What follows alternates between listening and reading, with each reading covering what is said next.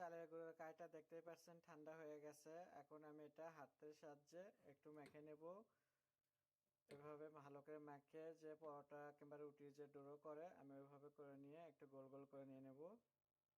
So এখন এটা আমি খুবই ভালো করে হাতের সাহায্যে মিশিয়ে নিছি।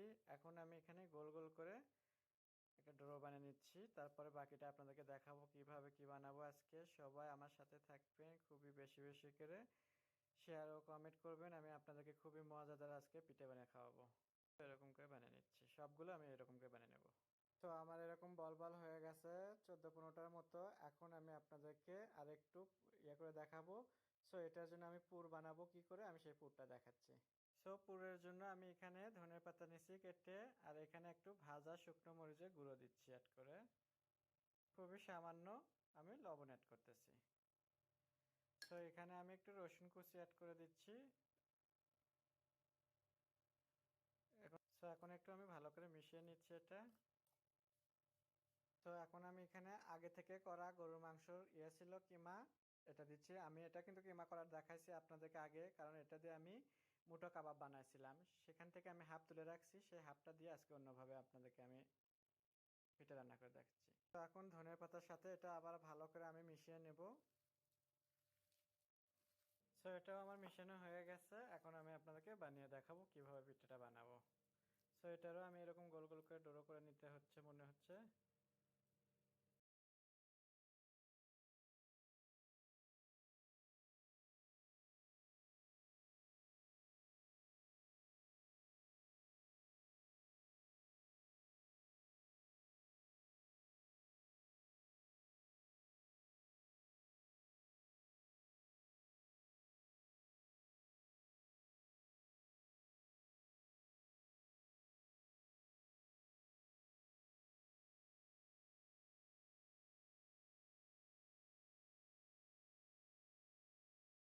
আমার বিপের কুশলি পিঠে হয়ে গেছে। এখন আপনাদেরকে আমি বানিয়ে ভাজিয়ে দেখাবো।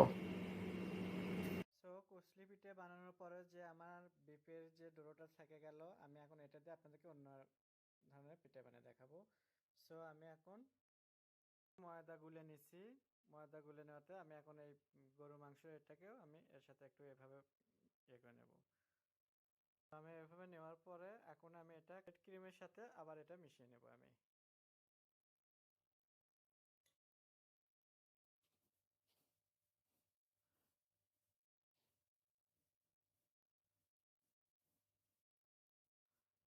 সো দেখতেই পাচ্ছেন ব্রেড ক্রিমের সাথে মিশানোর পরে এরকম হয়েছে। আমি একে একে সবগুলো এভাবে বানিয়ে নেব।